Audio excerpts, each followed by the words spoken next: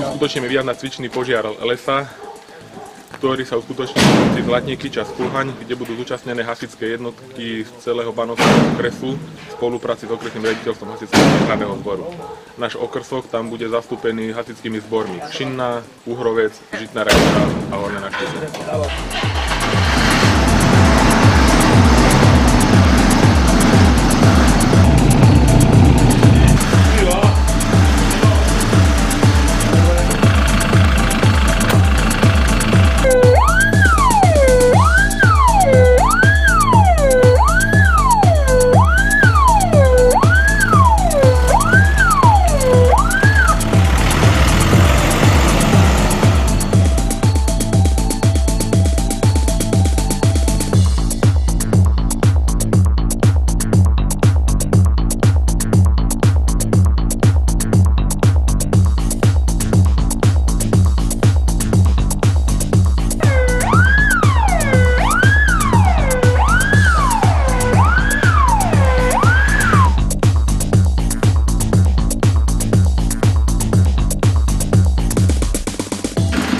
Dobrý, Hanko, veliteľ okrsku číslo 8. Uskutočňujeme výjazd na požiar lesa v obci Zlatníky v počte 16 ľudí, technika, dopravný automobil Iveco a dopravný automobil Avia. Rozumiem.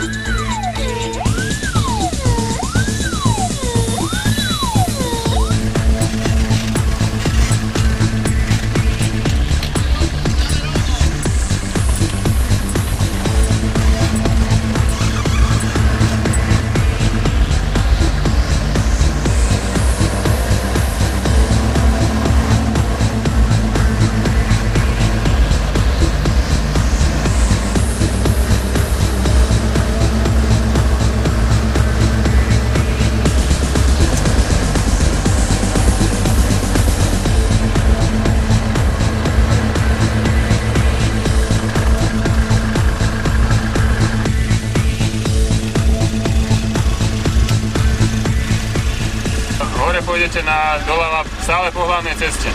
Dobre? 6 úsek a 7. Braňo Darmo to tam má na starosti, on si vás zadeli či na 6 alebo na 7. Chlapci, na 7 máme pôjdete tuto na luku, ostanete viac menej v zálohe na ľavej strane. Postavíte to na luku a budete čakať na pokyny.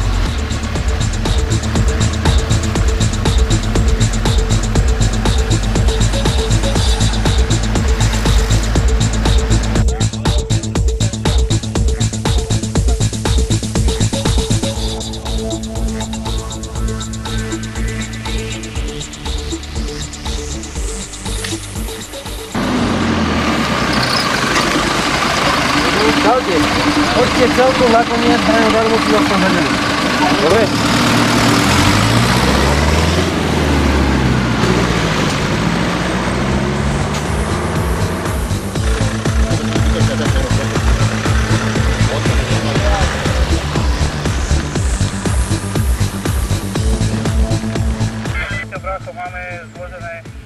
Útočné vedenie 5 bečiek a 2 útočné prúdy s 2 bečičkami.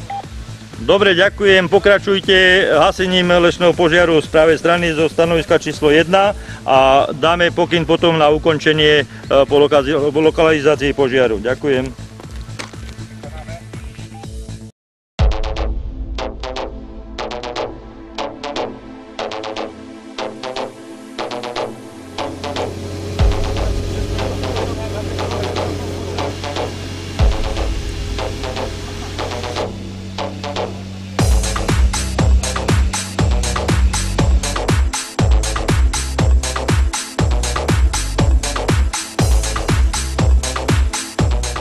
Voda sa blíži na 3. stanovisko.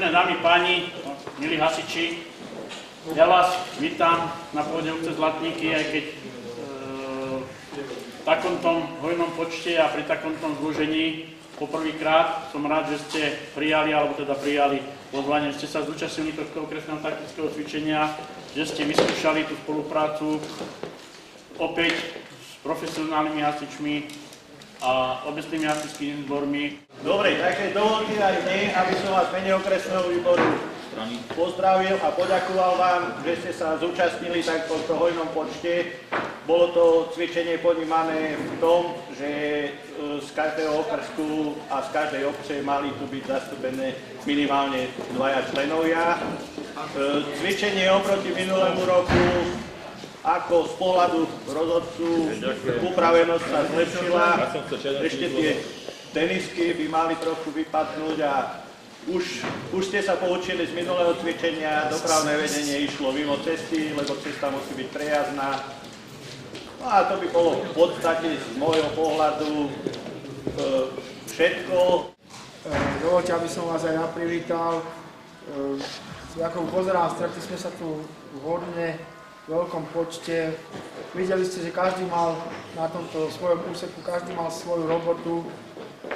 Keď je takýto lesný požiar, sami viete, jak to tam je, že proste nás profesionálnych hasičov je určité množstvo, ktoré vždy my len čakáme na pomoc od týchto dobrovoľných zložiek.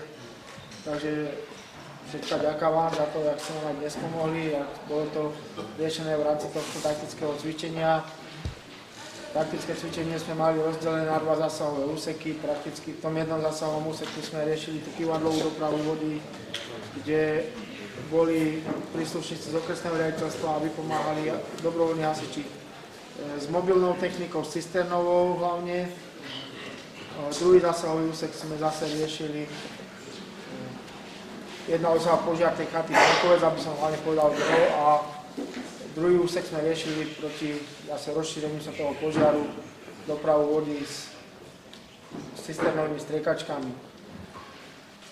Cvičenie bolo spracované, vykonali sme ho podľa tohto námetu.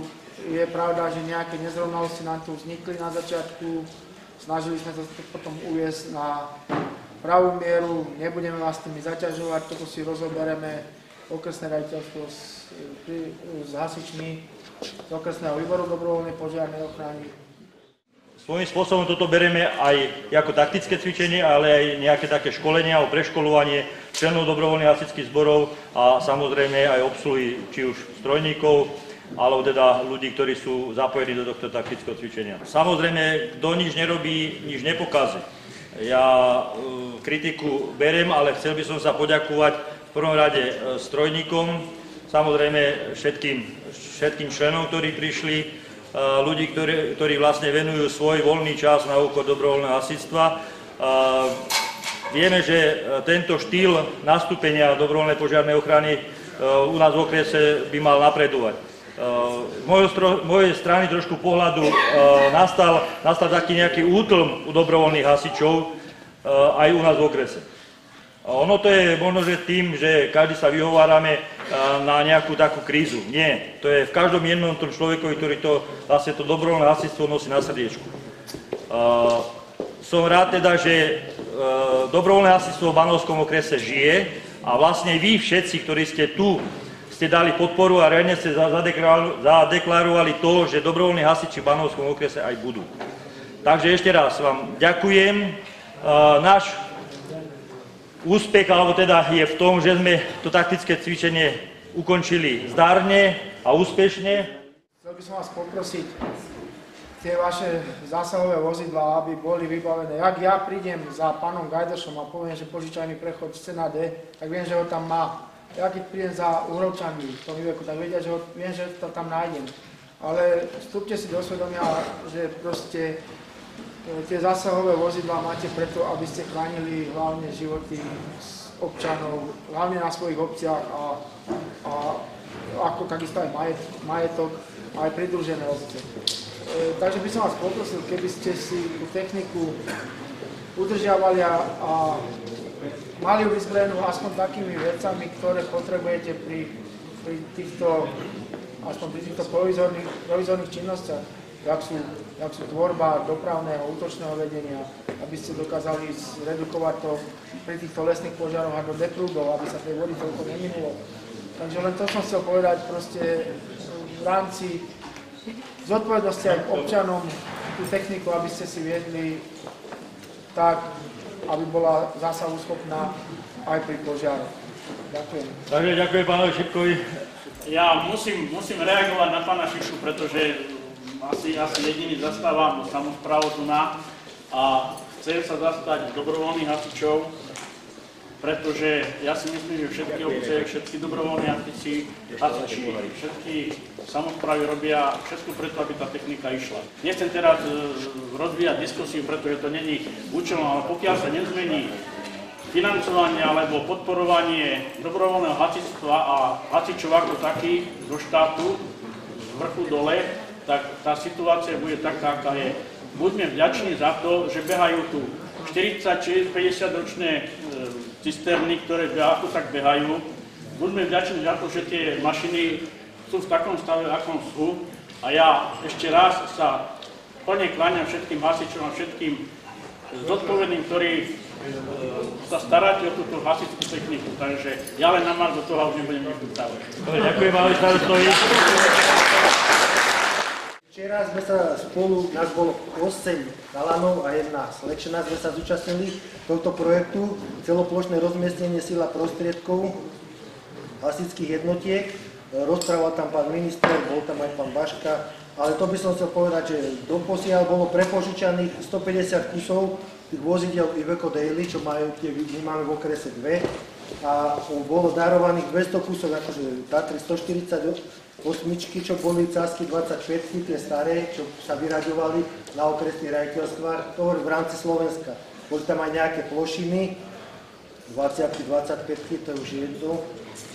Potom hovoril o tom, že sa snažia podporovať dobrovoľnú požiarnú ochranu. Teraz v rámci toho projektu by mali byť rozdelené dobrovoľné hasičské zbory do skupiny A, B a C.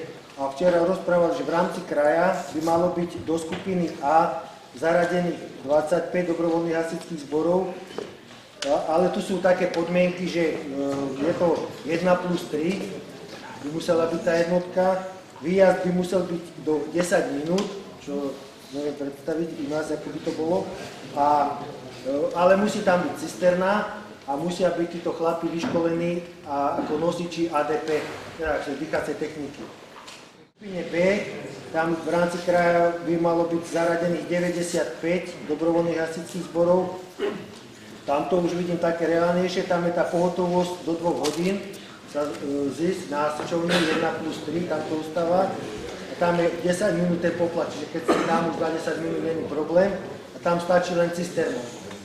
Tam sú už bez toho ADP, lebo to vlastne to, keby ste nosiči ADP, jak naši chalani, tak musíte chodiť na školenie, na výcvik, lekárske prehliadky a tak ďalej. A to je, si myslím, že veľmi náročné finančne, jak tu pán starosta hovoril.